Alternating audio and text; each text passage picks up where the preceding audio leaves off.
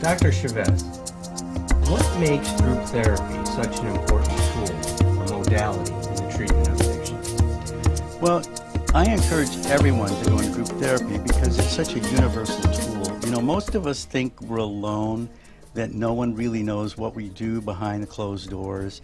Often we are drinking or using drugs, hiding it from our family members, our friends, our fellow workers. And we think we're the only one that is doing that behavior. Once you go to group, you realize there are a lot of other people that are doing the same thing and exhibiting the same behaviors. Once you get that, then you realize that, hey, well, maybe this really is a disorder. Maybe we have a lot of universal problems that are the same. Just like in a diabetic with high sugar or a high blood pressure patient with hypertension, you see the same behaviors in addicts. And in the group, we're able to help each other, discuss our situation, and be challenged by the leader, by the other members of the group, and also challenge others ourselves.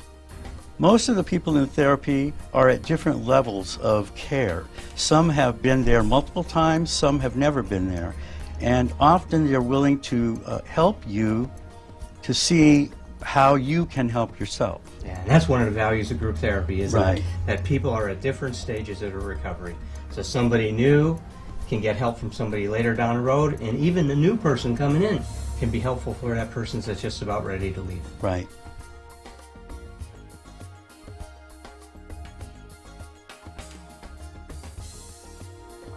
If I was a new patient walking into treatment, I'd make sure that I participated. I would make sure that I became involved in the treatment, that I didn't sit there with a holier-than-thou attitude and sit on the sidelines and try to learn everything by osmosis. Participate in your treatment. The more you put into it, the more you're going to get out of it.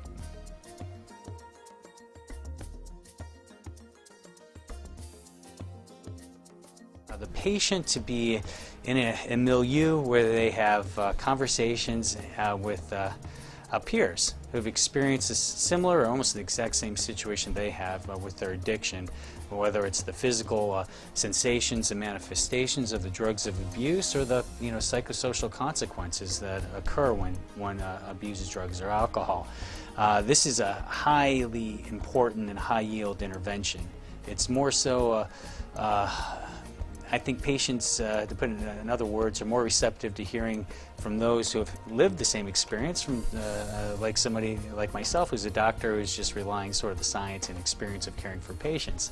I have a hard time when patients are initially in the throes of their addiction to simply believe me, where I think that when they're in a group environment, they're more apt to listen to their peers.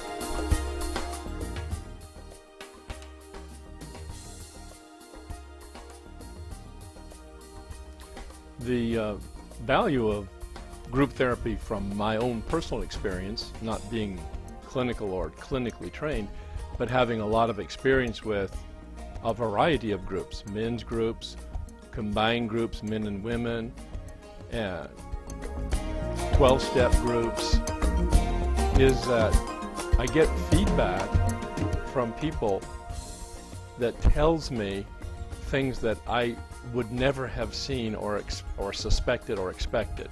I can have a conversation with one person and they can make some observations, but I typically will resist anything that I either don't believe or don't want to believe. In a group, when you get the same feedback from 2 or 3 or 5 people, it's overwhelming. And even with the biggest resistance that I have, over time, if I stay with the group, I will begin to entertain the possibility that they may be right and I may be wrong. Somebody first coming into treatment doesn't understand that they're giving themselves the opportunity for a whole new life. And the one thing that was my personal experience, and it wasn't a conscious decision on my part, it was a grace I believe that I received, was willingness. I was willing to show up, I was willing to listen, I was willing to engage, I was willing to participate, I was willing to consider the questions that were asked of me, the information that was being given to me. But it was the key. The key was the willingness.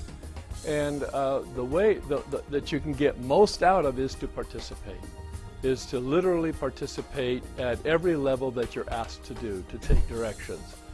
I came in with a lot of information into treatment and into group, and a lot of information and a lot of experience and a lot of exposure. And to the extent that I held on to that information and experience was the extent that I had no new information or experience.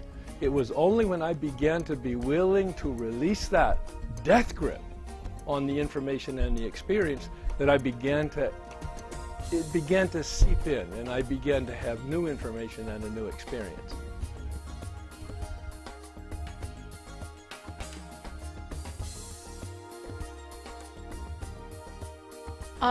I see addiction as a disease of isolation. That was certainly the truth for me. And group therapy is the beginning of letting yourself be known and seen by others, and to begin to identify with others. And I think the idea of beginning to find out that we're utterly human and that is okay is really one of the greatest purposes of group therapy.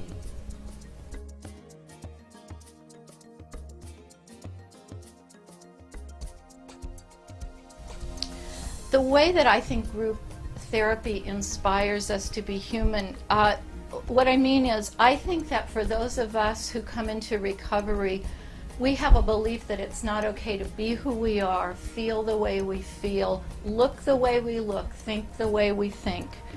And through seen other people and admiring other people's openness, honesty, vulnerability, it allows me to be willing to be more open, honest, and human.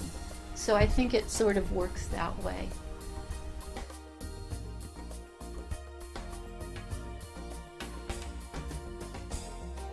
Oh, the value of group therapy. Hey, look, we can get a whole bunch of people in the same room. They've all got the same problems going on, right? Or similar problems anyhow. And they're all going to be able to share their strength and their experience inside this group. And somebody sitting across the way, talking to somebody sitting across the other way, is going to be able to connect with them on some level that may just bring an epiphany. And it may just bring a key to wellness for them. And that's the miracle that can happen inside of group therapy. I've witnessed in group therapy people make realizations that are absolutely life-changing, giving them the option to choose. They no longer have to follow that same old path. Now they have a new path, and it's a healthier path. And all of a sudden they realize that they can choose. They can go down the same old road and maybe get the same old results, or they can choose a new path and maybe find some new, healthier results. And that's a miracle.